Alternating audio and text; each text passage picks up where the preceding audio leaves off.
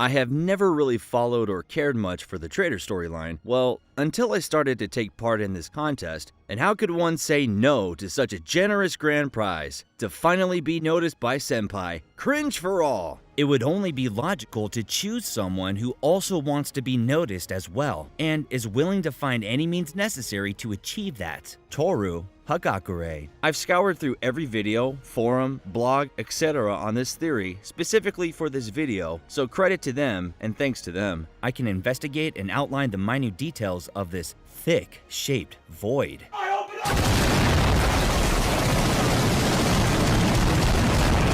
Her quirk invisibility facilitates spying, illusion, and uneasiness, yet we don't really think about the latter due to Toru's bubbly and upbeat personality. We readers instinctively suspect her to be the traitor simply because she has the quintessential quirk for stealth and sabotage, and that's her secret, she's always lewd. In addition, we discover her quirk is more than mere invisibility. Her invisible body is probably more of a byproduct of light refraction, hinting at further potential. Her special move is being an invisible flashbang because she loves flashing. If we, the readers, suspect her to be the traitor, wouldn't UA place her as the prime suspect as well?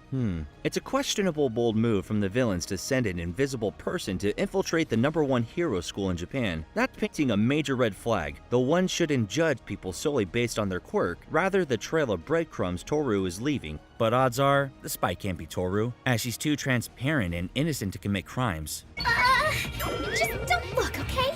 What's the difference? Yet, she hasn't shown any unique traits to set her apart from the peppy social high school teen archetype. We don't know anything about her values, her reasoning, or even her actual identity. We can never truly grasp how she's feeling. She has always been forgotten because attention is never drawn to her, but she can't be completely unnoticed. That would be too suspicious. She makes herself somewhat known and recognized as the typical cheery, easygoing high school girl. Could this be a facade she's upholding to fool the heroes and subtly pry information from her quote-unquote friends? Is her friendship with Ojiro and the girls even genuine? Or is she attempting to further accentuate her lack of presence by associating with the normalcy and mundane, like having girl talk, slumber parties, or, I don't know, suggesting to go on a shopping trip? Why doesn't Class 1A go shopping together?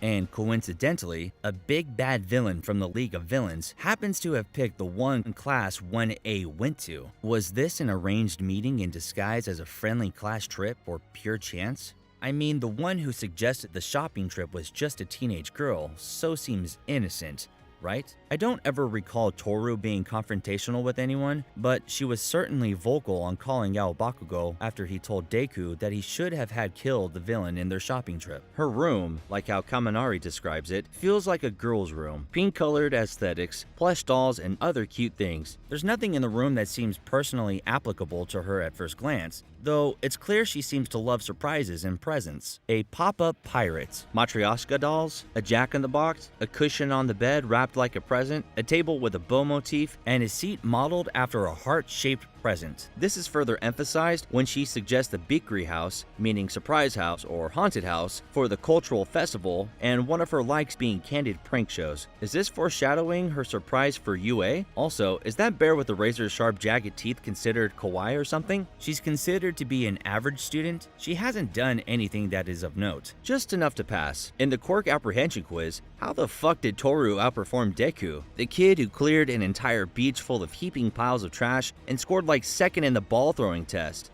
Albeit, he did have a broken finger for the latter half of the quiz, though invisibility couldn't have helped her for the physical activities, thus she too had to solely depend on her physical abilities. She might not be as physically weak as she lets on. During the final exams, it was imperative for the traitor to pass, to be able to go to the training camp and relay the location to the villains, given at the time they were told that failure meant summer school instead. In the written component, she placed 16th in the class when it comes to grades. According to the official guidebook, Hagakure has a 4 out of 5 for intelligence, and in comparison to the other students that have an above average intelligence, she for whatever reason fell heavily to the rest, yet scored enough to pass. She's evidently hiding her full capabilities to create this perception of everyday ordinary, although for the practical part, I believed she was compelled to take it seriously to secure a passing grade. Not only is she possibly wearing a mask to conceal her true colors, there has been multiple instances where her location was unknown. During the election for class president, only 19 votes out of 20 were tallied. 16 names were shown on the board. It's assumed those 16 students had voted for themselves. 3 were given to other people. Ochako disclosed it in a thought bubble. What did you just say?